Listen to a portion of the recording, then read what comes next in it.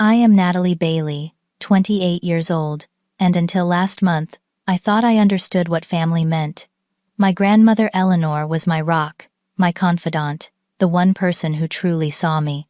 When she passed, I expected grief, not betrayal.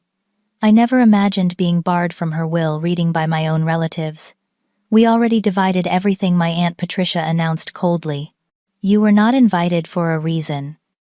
But when the lawyer frowned and said, "But her name is the only one in the will," the room went deadly silent. If you are watching this right now, drop a comment letting me know where you are tuning in from, hit that like button, and subscribe to join me through this wild journey of family secrets and unexpected justice. Growing up, my relationship with Grandma Eleanor was special in ways I did not fully appreciate until I was older. While the rest of my family chased status and wealth, Grandma was different. She lived in a beautiful historic estate that had been in the family for generations, but she carried herself with a humility that always made me feel at home. Our family dynamics were complicated, to say the least. My Aunt Patricia, my mother's older sister, was the self-appointed matriarch after my grandfather died. She married Uncle Roger, a successful businessman who cared more about golf handicaps and investment portfolios than actual human connections. Their children, my cousins, Heather and Taylor, grew up with silver spoons firmly planted in their mouths and attitudes to match. "Natalie, dear, still wearing those discount store clothes?" Aunt Patricia would say during family gatherings, not quite hiding her smirk behind her wine glass. "I could take you shopping sometime. Everyone notices, you know." My mother Diane never defended me against these barbs. She was the younger sister who had married beneath her station, according to family opinion. My father James was a high school teacher who worked hard, but remained distant, often taking extra jobs to try to keep up with the family's expectations. I watched my mother constantly seek approval from Patricia and Roger, modifying her opinions, her style, even her laugh to try to fit in. Grandma Eleanor was the only one who seemed immune to the family's obsession with appearances. Her estate was grand, yes, but she lived simply. The family gatherings there were exercises in silent judgment, my cousins flaunting designer labels while I wore the same dress I had worn to the last 3 events.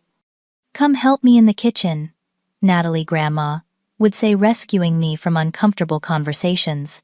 In the sanctuary of her huge, warm kitchen, with its outdated appliances that she refused to replace, she would tell me stories about her own youth.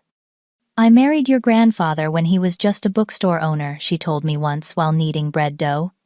"My parents nearly disowned me. He became wealthy later, but we were happy, even when we had nothing." As I grew older, I began to notice how Grandma treated me differently from my cousins. While she was kind to everyone, she engaged with me on a deeper level. When I decided to major in social work instead of business or law, as the family tradition dictated, only Grandma supported me. "The world has enough people chasing money," she said, squeezing my hand. "It needs more people chasing change." The family's disapproval was immediate and harsh. During one holiday dinner when I was 22, Uncle Roger asked about my career plans. "Nonprofit work," I answered honestly. "I have an internship with a homeless youth organization downtown." The table fell silent before erupting in poorly concealed laughter. "Darling, that is very sweet," Aunt Patricia said condescendingly. "But surely that is just a phase. No one actually chooses to be poor."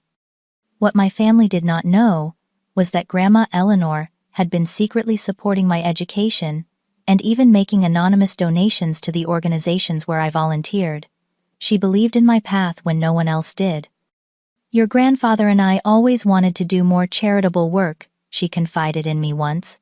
"We started a small foundation, but it got lost in the family business.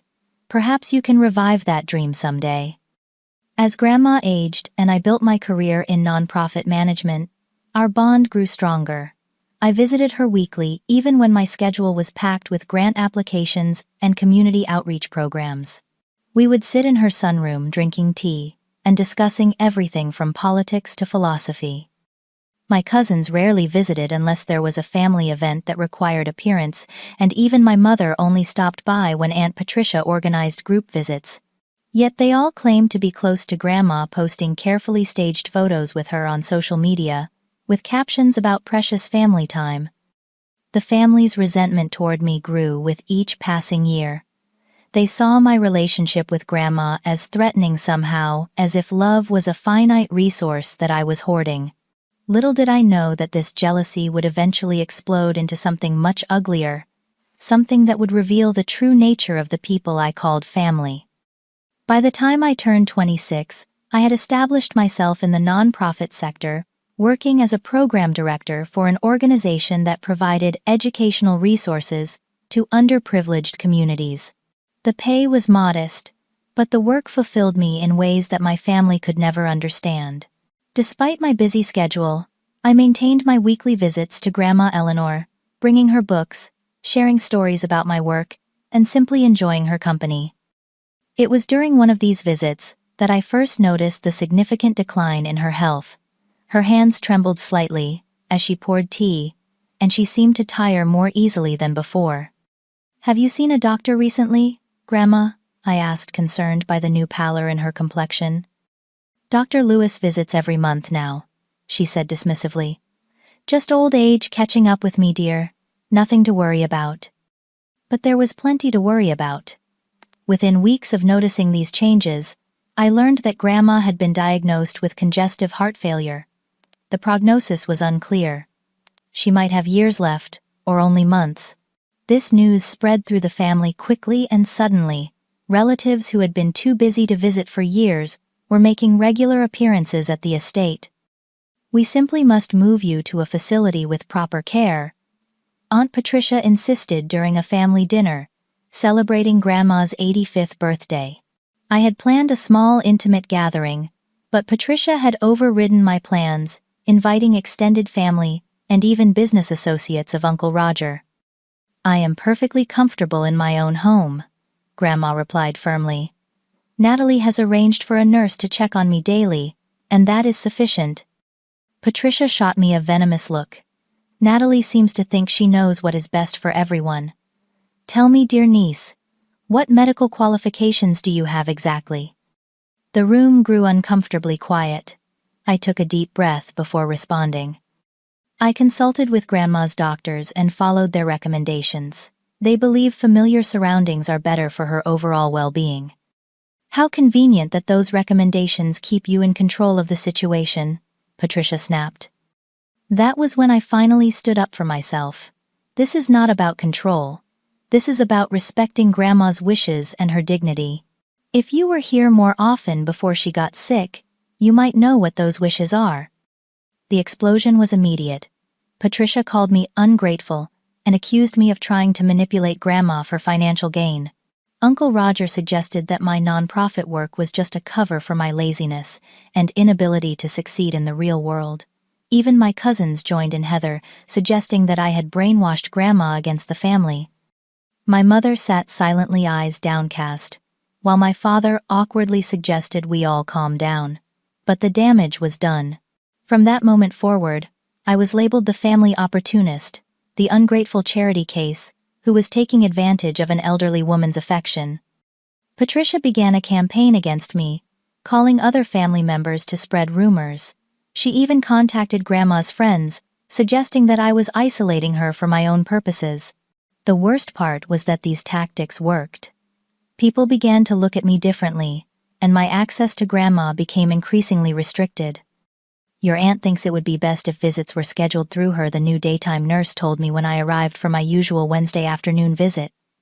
"Apparently Miss Eleanor has been very tired after your visits." I was heartbroken, but refused to give up.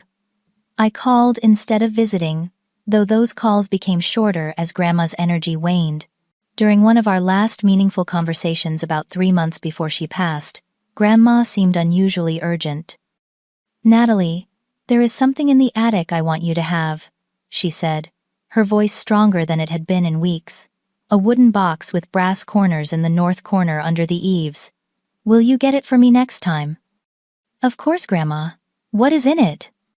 Just some old memories that might make more sense to you than anyone else, she replied cryptically. And a key. The key is important, Natalie. I promised to retrieve the box on my next visit, but when I arrived the following week, I was turned away at the door by Uncle Roger, who claimed Grandma was too tired for visitors. I tried again several times with the same result. In desperation, I came very early one morning, hoping to speak with the night nurse before she left. The night nurse Rachel was more sympathetic than her daytime counterpart. She asks about you, Rachel confided. I can give you 15 minutes while I file my report, but if anyone catches you, I never saw you. I slipped upstairs and found Grandma asleep. Not wanting to wake her, I crept to the attic, instead determined to fulfill at least part of my promise. I found the box exactly where she had described it and opened it carefully. Inside were bundles of old letters, photographs I had never seen before, and a small brass key attached to a faded ribbon. I closed the box and took it with me, intending to bring it to Grandma when she woke. But as I descended the attic stairs, I heard voices below. Aunt Patricia had arrived early. Rather than cause a scene, I slipped the box into my bag and left through the service entrance planning to bring it on my next successful visit, but that visit never came. 2 weeks later, my mother called to tell me Grandma had been moved to the hospital. 3 days after that, she was gone. I had not even had the chance to say goodbye. The wooden box remained in my apartment, unopened after my initial discovery. Something told me that whatever secrets it contained were meant for after Grandma was gone. I had no idea just how prophetic that feeling would prove to be. The news about the will reading came not from a formal notification, but from a group text my cousin Taylor sent presumably by accident. Will reading at Grandma's house Thursday at 2:00 p.m. Professional attire expected it. Read followed quickly by, "Oops, wrong group chat." Despite the clear implication that I was not supposed to be informed, I decided to attend. Grandma Eleanor was my grandmother too, and regardless of family tensions, I deserved to be there for this final chapter. I spent Wednesday night preparing myself emotionally, selecting a simple black dress that was respectful, yet professional. I even dug out the pearl earrings Grandma had given me for my college graduation, the only piece of family jewelry I owned. Thursday afternoon was unseasonably warm for October, the kind of golden autumn day Grandma had always loved. I arrived at the estate 15 minutes early, parking my decade-old Honda between Patricia's Mercedes and Roger's BMW. Taking a deep breath, I walked up the familiar stone path to the front door, memories flooding back with each step. The butler Graham opened the door with a surprised expression. "Miss Natalie," he said, his professional demeanor slipping slightly to reveal what looked like concern. "I was not informed you would be attending." "I am Family Graham," I replied gently. "I should be here." He nodded slightly and stepped aside to let me enter. The foyer was filled with relatives in somber designer clothing, their conversations halting abruptly as I walked in. Cousin Taylor's eyes widened, and she immediately scurried off to find her mother. I walked into the main sitting room where the reading was to take place. Family members I had not seen in years glanced away awkwardly when I made eye contact. My mother approached cautiously, looking nervous. "Natalie, honey, I did not know you were coming," she whispered, glancing over her shoulder. "Patricia is organizing everything." "I saw the group text," I explained. "I have every right to be here." Before my mother could respond, Aunt Patricia marched into the room, her face contorted with barely controlled anger. Uncle Roger followed close behind, his hand on her elbow, as if restraining her. "What are you doing here?" Patricia demanded, not bothering to lower her voice. "This is a private family meeting." "I am family," I replied, struggling to keep my voice steady. "Grandma was my grandmother too." Patricia laughed, a cold sound devoid of humor. "Family. You have not acted like family. You manipulated a sick old woman and turned her against the rest of us. You were not invited for a reason." People were staring now, some with undisguised curiosity, others with discomfort. I felt my cheeks burning but stood my ground. I never manipulated anyone. I simply loved her, and spent time with her, which is more than most people in this room can say. "How dare you?" Patricia hissed. "We already divided everything according to what Grandma would have wanted. You were excluded because of your behavior. Everyone knows you were just after her money." The accusation stung like a physical slap. "That is not true. I never asked Grandma for anything." "Please," Patricia scoffed. "Your little poverty tourism career was not fooling anyone. We all know you expected Grandma to bail you out of your poor life choices." My mother finally spoke up, though her voice was timid. "Patricia, maybe we should just let her stay. What harm could it do?" "Stay out of this," Diane Patricia snapped. "You never could control your daughter. That is why she turned out this way." The room had gone completely silent, everyone watching our confrontation with uncomfortable fascination. Uncle Roger stepped forward, attempting a more diplomatic approach. "Natalie, this is a difficult time for everyone. Perhaps it would be best if you left now, and we can discuss any concerns you have later in a more appropriate setting." I looked around the room at the faces of people who shared my blood but seemed like strangers. "I am not leaving. Grandma would have wanted me here." Patricia's face hardened. "Fine. You leave me no choice." She pulled out her cell phone and made a brief call. Within minutes, a security guard I had never seen before appeared at the doorway.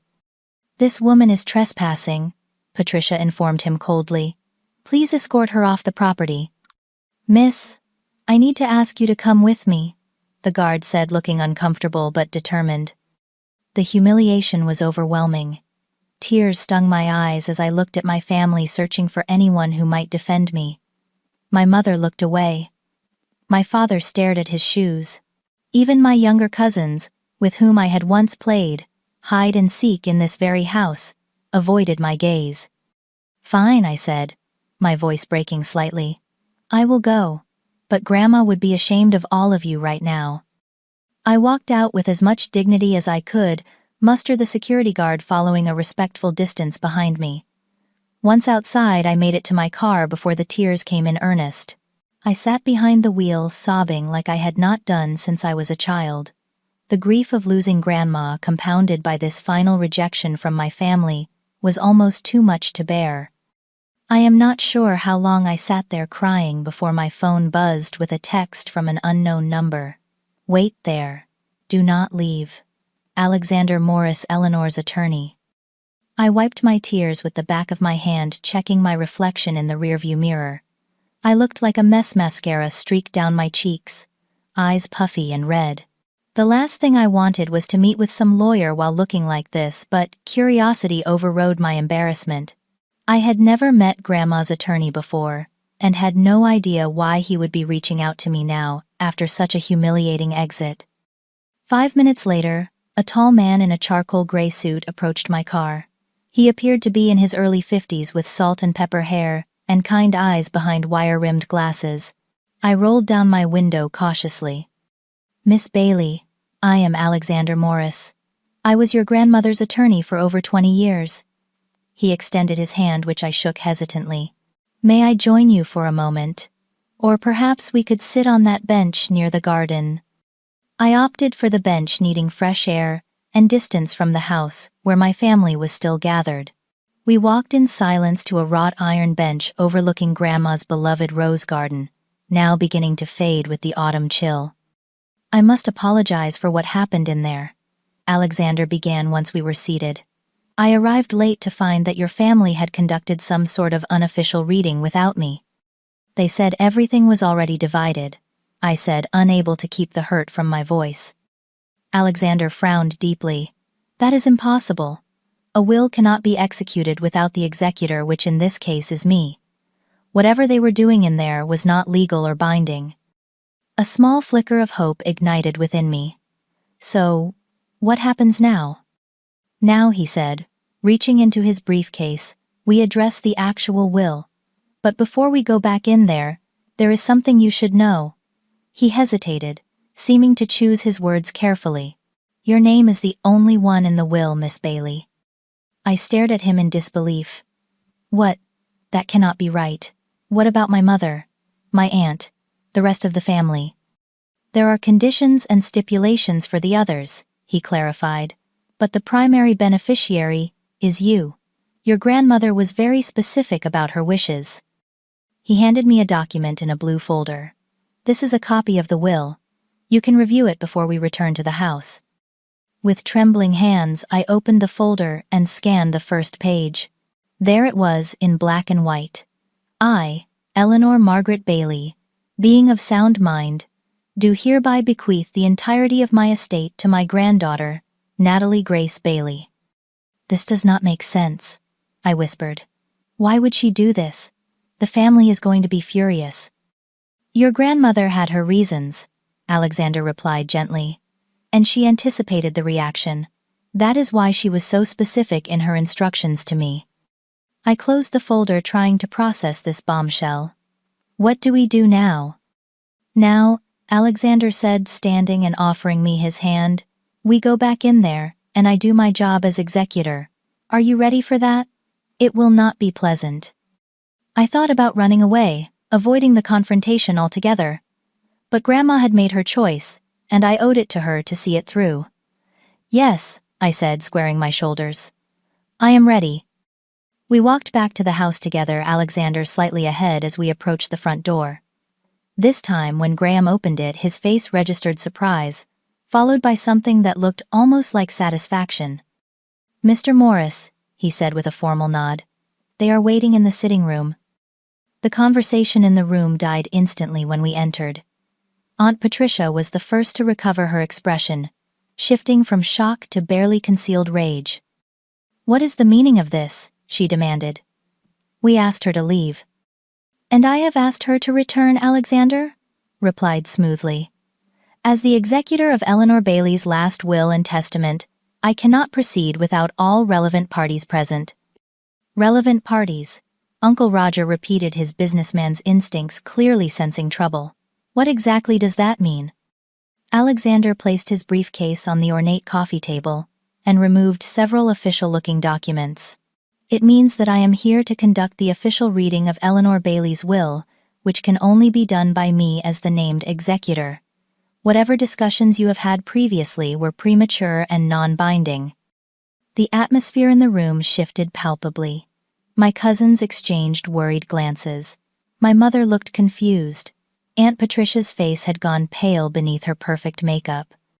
But we already agreed on how things would be distributed, she protested, her voice losing some of its earlier confidence.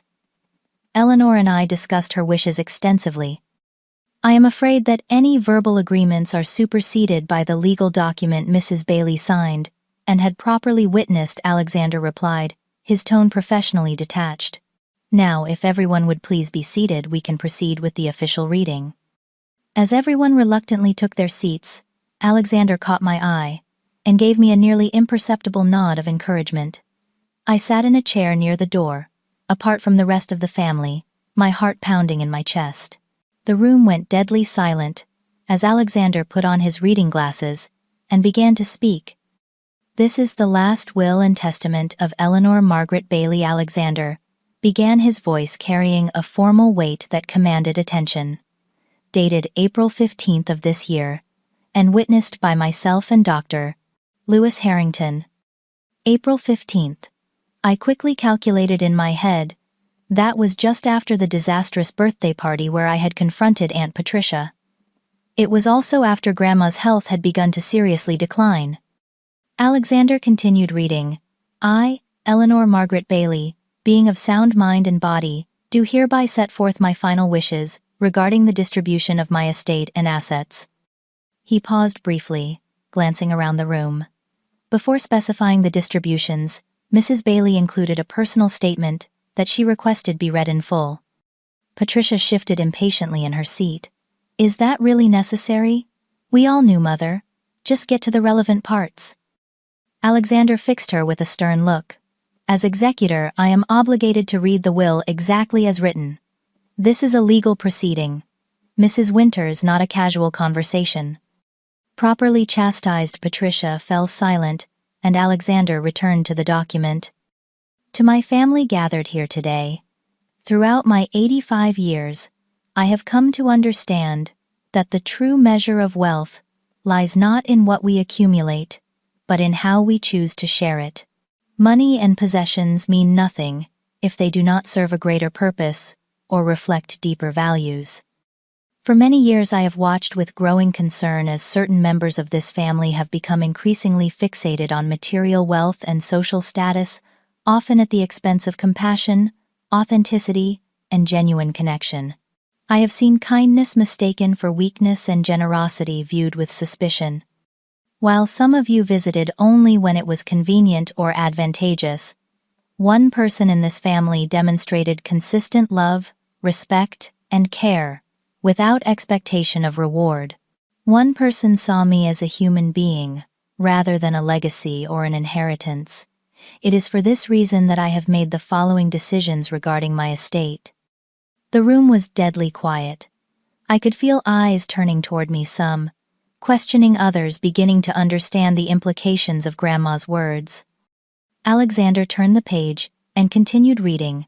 I hereby bequeath the entirety of my estate, including the family home, all financial assets, investments, and personal property, to my granddaughter Natalie Grace Bailey. The explosion was immediate and deafening. "This is outrageous!" Aunt Patricia shrieked, leaping to her feet. She obviously manipulated Mother when she was vulnerable and sick. "That cannot be legal," Uncle Roger declared, his face flushing deep red. "Eleanor was not in her right mind. We will contest this." My cousins began talking over each other, Heather actually bursting into theatrical tears, while Taylor shouted about family betrayal. More distant relatives murmured in shocked disbelief. I sat frozen in my chair, unable to process what was happening. The entire estate, Grandma had left me everything. It seemed impossible, overwhelming, and frankly terrifying. Alexander waited patiently for the initial uproar to subside, before raising his hand for silence. "If I may continue, there are additional stipulations." The room gradually quieted, everyone too anxious to hear the rest to maintain their outbursts. "While the estate in its entirety is bequeathed to Natalie Bailey," Alexander read, "Mrs. Bailey has established a series of conditional bequests to other family members." Hope visibly surged through the room, people sitting up straighter, expressions shifting from outrage to calculation. "These conditional bequests," Alexander continued, "are dependent upon the treatment of Natalie Bailey by the family members in question, both prior to my death and in the aftermath of this will reading." The silence that followed was absolute. I could almost see the wheels turning in everyone's heads as they mentally reviewed their interactions with me. Mrs. Bailey maintained detailed records of family interactions, correspondence, and behavior. Alexander explained, setting aside the will to reference another document. She also consulted with me regularly about her observations. My mind flashed to the wooden box in my apartment. The letters, the photographs, they must have been part of this documentation. "Each potential beneficiary has been assessed according to criteria Eleanor established," Alexander continued. "These include, but are not limited to, demonstrated respect for Natalie's, support for her career choices, inclusion in family events, and abstention from disparaging remarks about her character or motivations." Uncle Roger cleared his throat. "And who exactly made these subjective judgments? How can we verify any of this?" "Mrs. Bailey kept extensive notes," Alexander replied calmly. "Additionally, she employed the services of Westlake Investigations to document certain incidents she found particularly concerning." Private investigators. The revelation stunned me as much as everyone else. Grandma had been quietly building a case, watching and documenting everything. "This is insane," Patricia declared. "My own mother spied on us." She protected her granddaughter from what she perceived as a coordinated campaign of isolation and emotional abuse, Alexander corrected. "And based on my observation of events today, her concerns appear to have been well-founded." He turned to another page in his documents. "Now regarding the specific conditional bequests, Mrs. Bailey established a trust of $5 million to be distributed among family members, according to the assessment metrics I mentioned. Based on the documentation provided to me, I regret to inform you that currently none of the family members present have qualified for their portions. The resulting chaos made the previous outburst seem mild by comparison. Accusations flew across the room, most directed at me, some at Alexander, and others at Grandma herself. Uncle Roger threatened lawsuits, Patricia called me manipulative and deceitful, and several cousins suggested I had somehow coerced or tricked Grandma into this decision. Through it all, Alexander remained calm, occasionally referencing specific documents when particularly egregious claims were made. On March 10th, he noted at one point Mrs. Winters instructed the household staff to inform Natalie that her grandmother was unavailable for visits, despite Mrs. Bailey specifically asking to see her granddaughter that day. Patricia paled visibly at this specific call-out, then quickly recovered. Mother was confused. She needed rest, not emotional disturbances. Dr. Harrington's notes from that day indicate Mrs. Bailey was lucid, and in good spirits. Alexander countered. He specifically recommended family visits as beneficial to her mental health. As the arguments continued, I noticed my mother sitting quietly, tears streaming down her face. Unlike the others, she had not joined in the accusations. When our eyes met across the room, she quickly looked away, guilt evident in her expression. Finally, when the initial storm of protests had somewhat subsided, Alexander raised his voice slightly. I should note that Mrs. Bailey anticipated these reactions. She had her mental competency officially evaluated 3 separate times during the drafting of this will, specifically to address any potential challenges. The will is legally bulletproof. He then turned to me directly. Miss Bailey, your grandmother left you a private letter as well. Would you like to receive it now or later in private? All eyes turned to me. After a moment's hesitation, I replied, later, please. Alexander nodded and returned to addressing the room. The conditional bequests remain available to qualified family members for a period of 1 year following this reading. Mrs. Bailey was very clear that she hoped reconciliation would be possible, though she left the terms of that reconciliation entirely in Natalie's hands. And with those words, every calculating gaze in the room shifted to me. In the span of an hour, I had gone from family outcast to the sole arbiter of their financial futures. The realization was as terrifying as it was surreal. The formal will reading concluded with Alexander providing me with contact information and arranging a private meeting for the following day to discuss the details of the estate. As family members began to disperse their shock, giving way to strategic thinking, I found myself approached from all sides.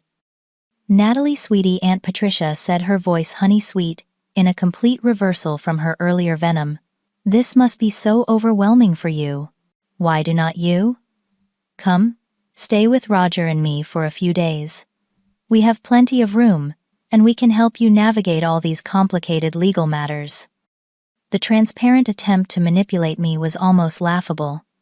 Thank you, but I will be fine at my own apartment, I replied neutrally. Uncle Roger tried a different approach, sidling up with a businesslike demeanor. You know, Natalie, managing an estate of this size requires considerable financial expertise. I would be happy to partner with you on investment strategies. In fact, we could create a family business venture that would benefit everyone. I will consider all options carefully, I said, deliberately vague. My cousins were even more obvious, with Taylor suddenly recalling how much fun we had as children, and Heather mentioning a charity gala.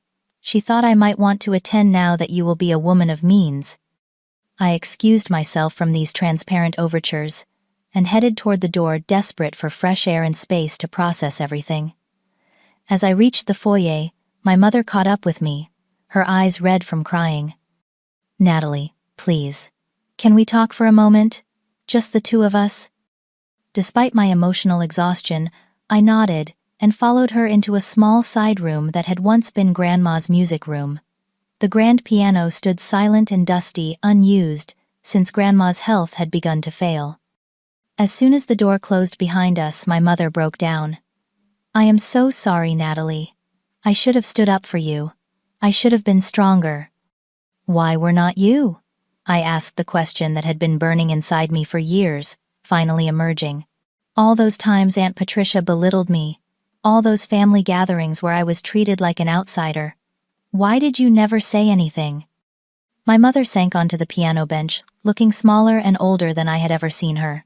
I was afraid, she admitted. After I married your father, Patricia made it clear that my place in the family was conditional on my behavior. When you chose a different path, I was caught in the middle. You chose her over me, I said quietly. Your own daughter. I thought I could protect you better by staying in their good graces, she said, though the excuse sounded hollow, even to her. I thought if I challenged them directly, they would cut us off completely. But they did anyway, I pointed out. They cut me off from Grandma when she was dying. Did you know that? My mother's face crumpled. I suspected, but Patricia said it was on doctor's orders. I should have questioned it more. I should have done so many things differently. We sat in silence for a long moment, years of unspoken hurt hanging between us. Natalie, my mother finally said, I know I do not deserve your forgiveness, but please know that I love you.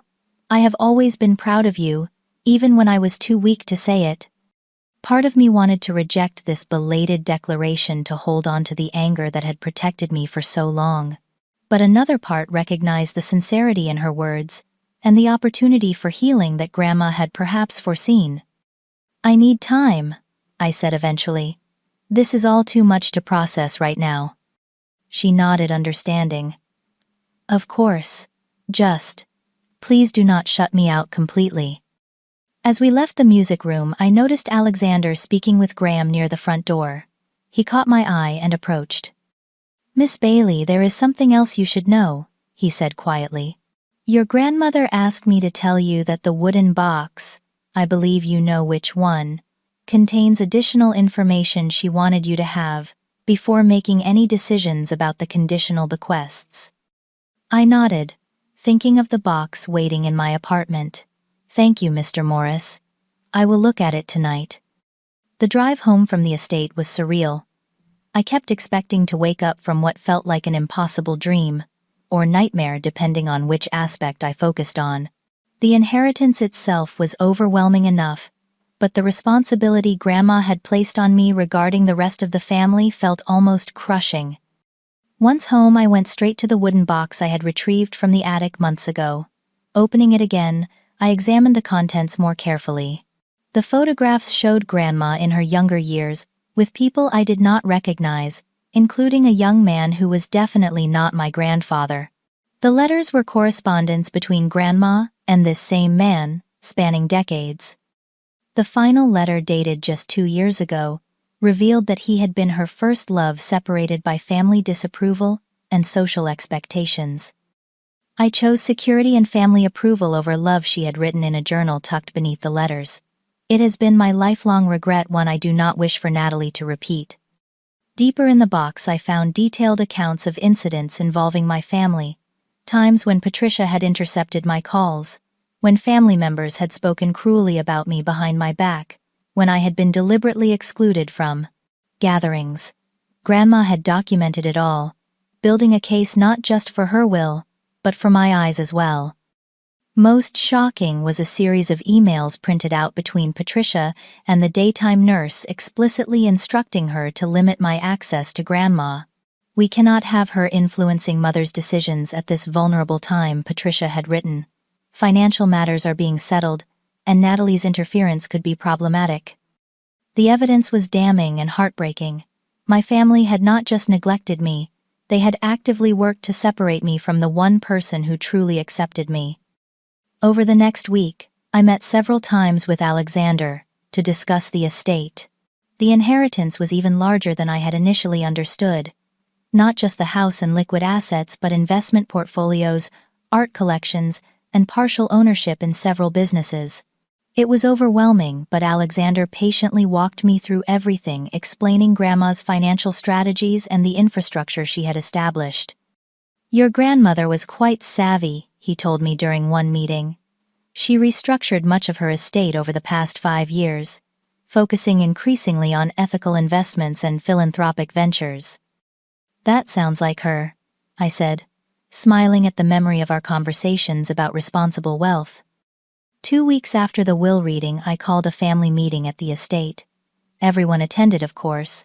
Their potential inheritances depended on it. The atmosphere was tense but artificially polite, everyone on their best behavior. I had spent days considering what to do, reviewing Grandma's documentation and reflecting on what she would have wanted. When everyone was gathered in the main sitting room, I stood before them nervous but determined. "Thank you all for coming," I began. "I have given a lot of thought to Grandma's wishes and the conditional bequests she established."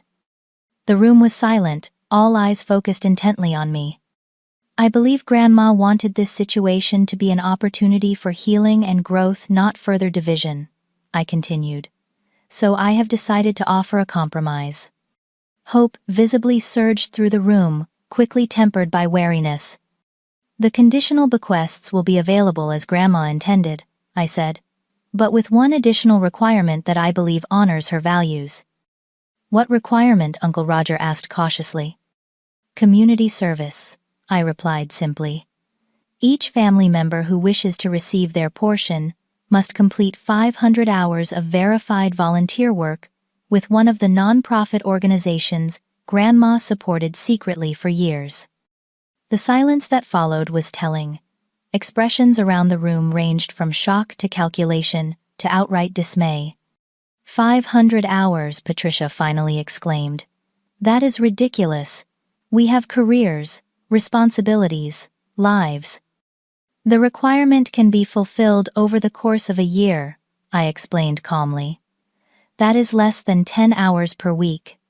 The organizations offer evening and weekend opportunities to accommodate working schedules."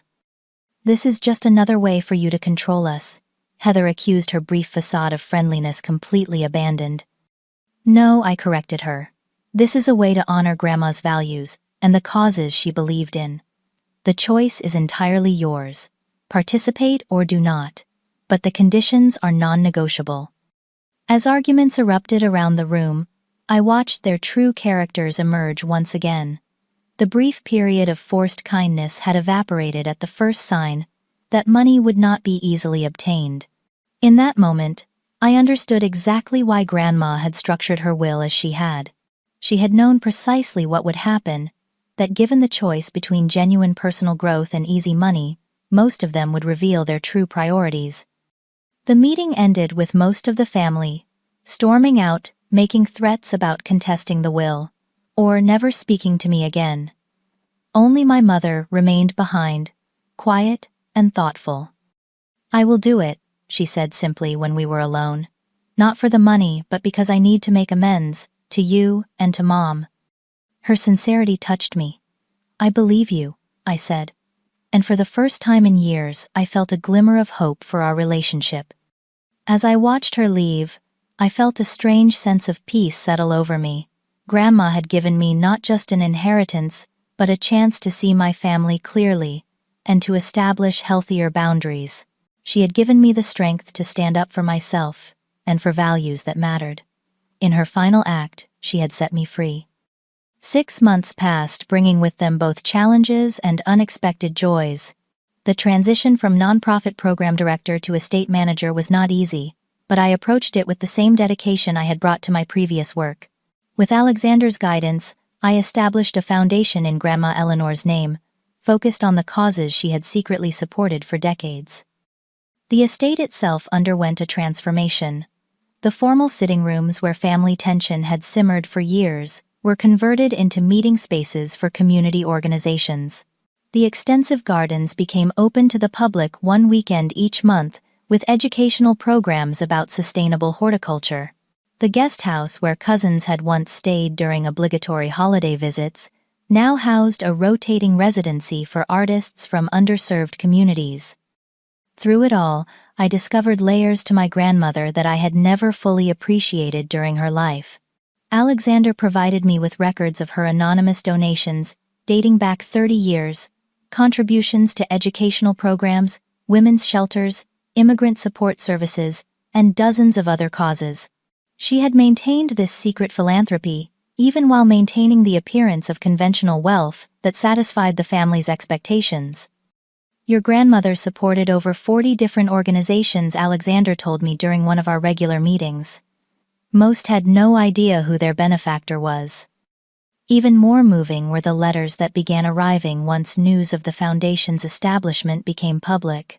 People whose lives had been touched by Grandma's generosity wrote to share their stories, scholarships that had enabled first-generation college students to graduate debt-free medical treatments that had saved lives, small businesses launched with microloans that had grown into thriving enterprises.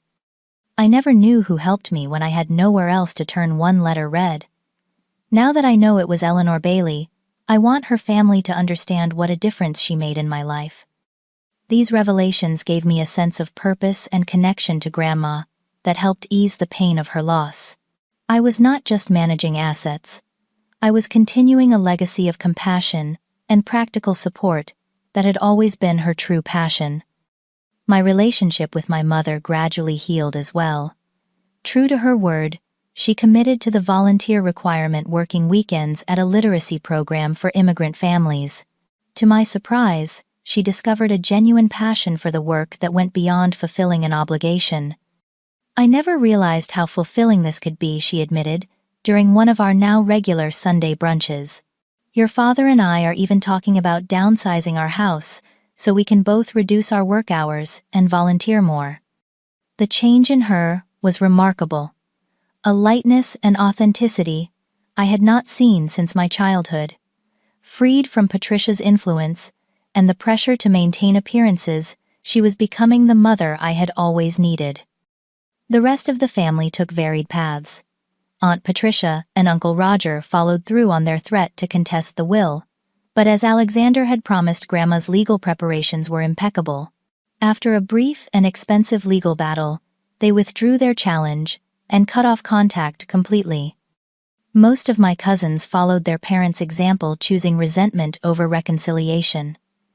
Taylor, however, surprised everyone by quietly approaching me about the volunteer requirement. "I do not expect you to believe me," she said during an awkward coffee meeting, "but I have been thinking a lot about Grandma and what she valued. I would like to try to understand that better." Her sincerity seemed genuine, and over the following months, she became a regular volunteer at a youth arts program. Our relationship remained cautious but gradually warmed as we found common ground in creative approaches to community support. Alexander Morris, initially just Grandma's attorney, became a valued mentor and friend. His decades of experience with wealthy families and philanthropic structures proved invaluable as I navigated my new responsibilities. "Your grandmother was one of my favorite clients," he confided during a dinner celebrating the foundation's 6-month milestone. "Most people with her resources were focused solely on preservation and growth. Eleanor always asked first, 'How can this money do the most good?'" The wooden box from the attic continued to yield insights as I gradually worked through its contents. The most precious discovery came near the bottom: Grandma's personal journal, spanning the last 5 years of her life. Its final entries, written in an increasingly shaky hand, were addressed directly to me. "My dearest Natalie," she had written, "by the time you read this, I will be gone.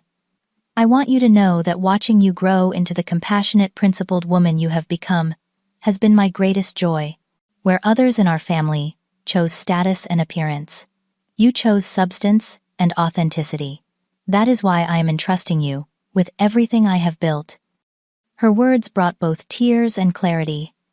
The inheritance was never meant as a reward or a punishment for the family, but as a tool placed in the hands of the person she trusted to use it wisely.